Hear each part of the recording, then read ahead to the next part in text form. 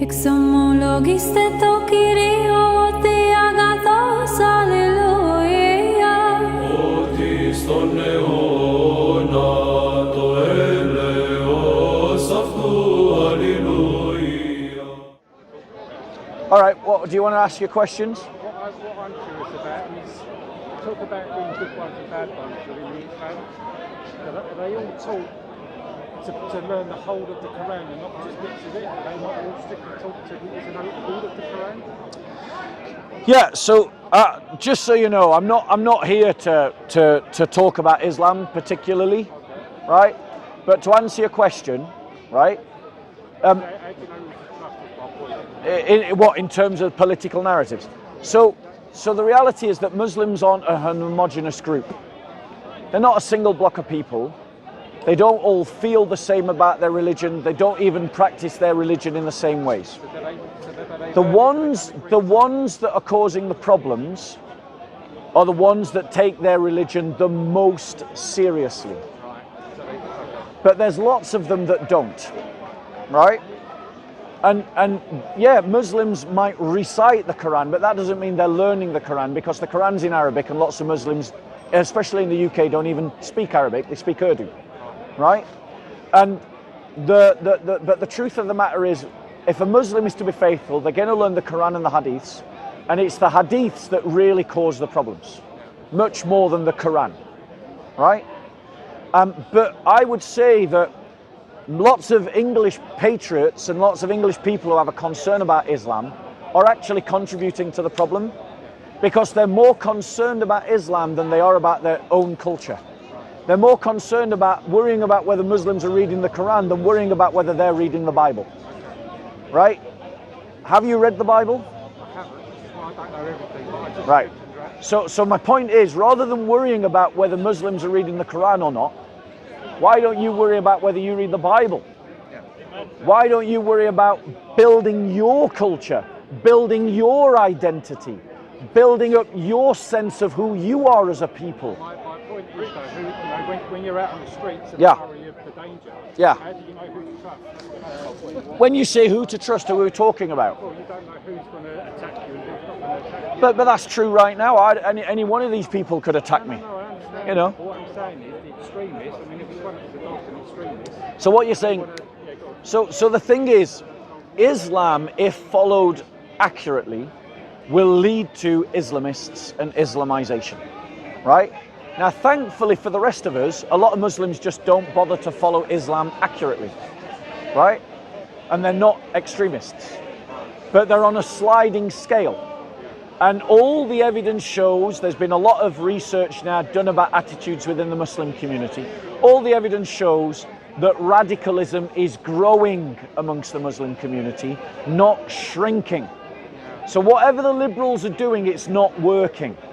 But here's the problem I have, is you're more worried about that than you are worried about understanding your own identity, than you are worried about building a Christendom, that you are about embodying the faithful apostolic faith in this land. I just worry about the people that have got to watch their backs. I'm worried about you. I'm worried about you, because they will win if you don't have a sense of your own identity. It is your weakness that allows them to win. And whilever you're focusing on them, yes, your weaknesses, the weaknesses of every conservative and patriot and nationalist whose entire focus is on Islam as a threat rather than Christianity as a heritage.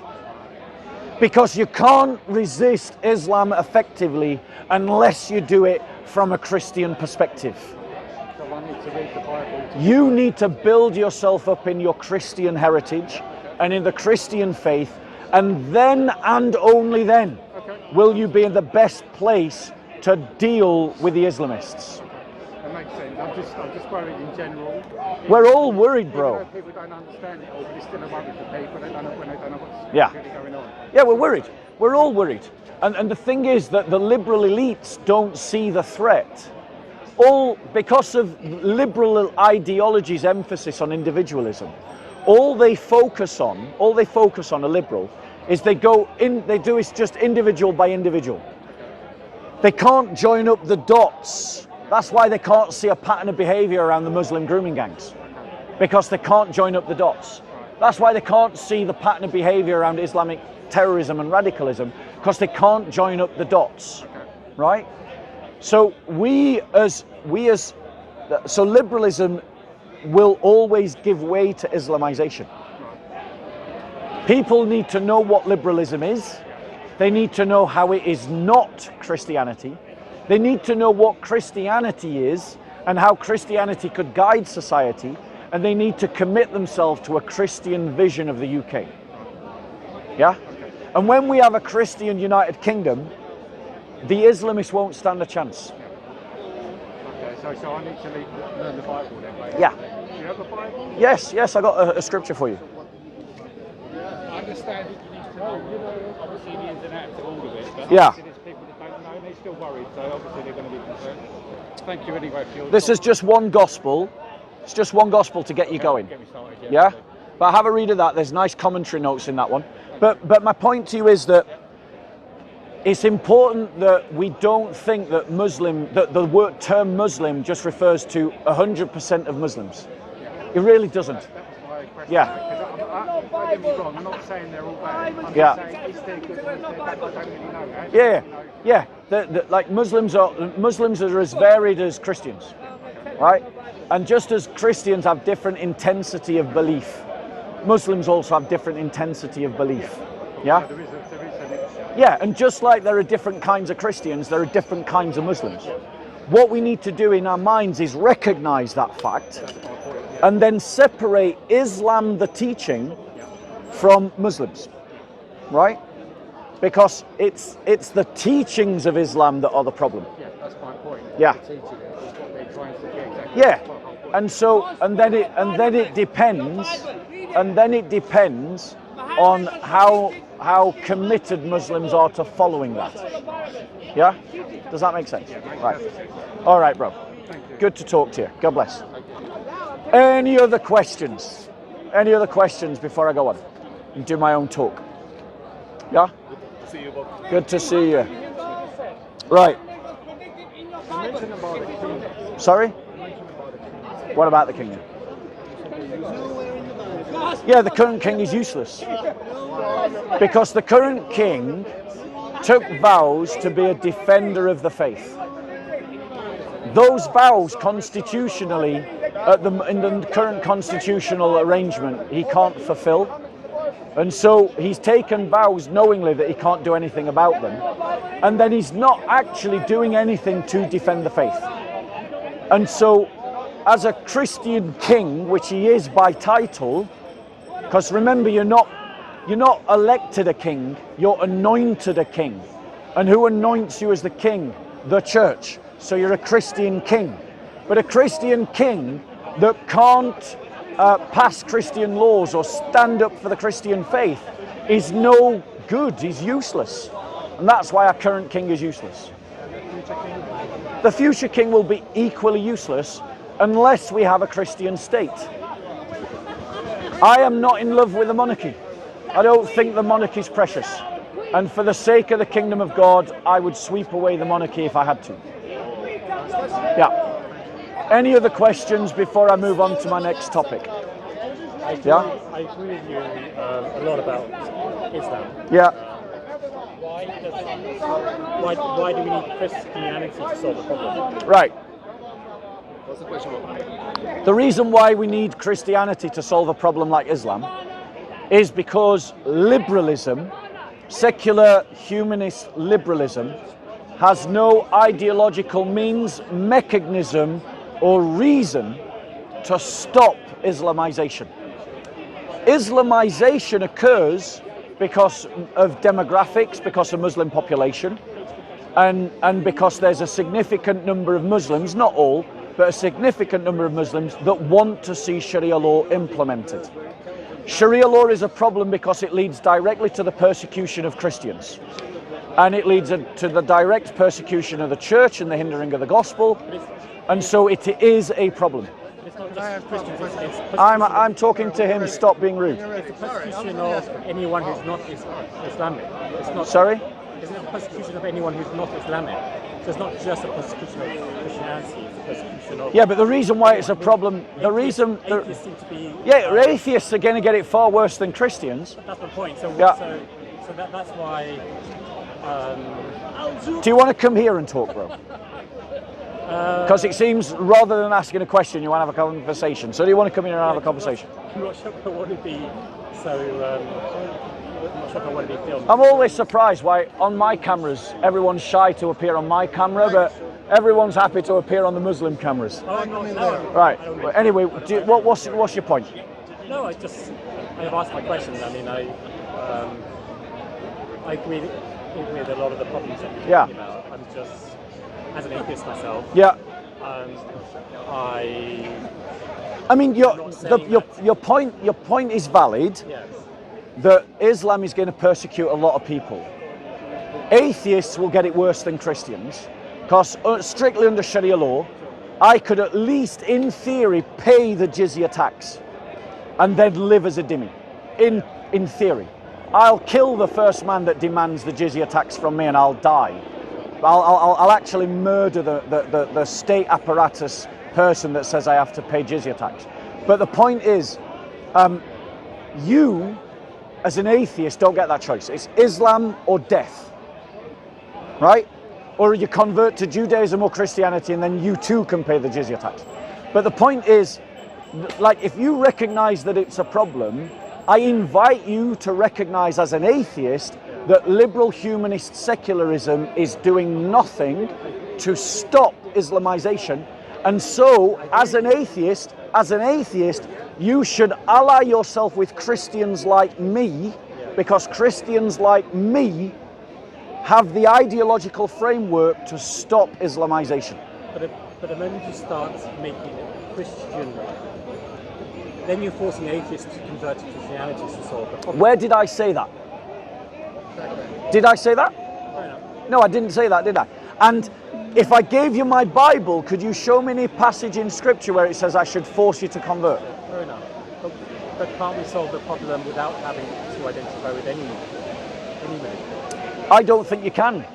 I think that there is no such thing as a neutral, objective state, that a state always takes a side, that the state currently follows liberalism, and liberalism has no ideological reason to stop Islamization, and that Christianity, if you're going to ask a question, listen to the answer, and that Christianity gives us an ideological reason to stop Islamization, and this is the reason.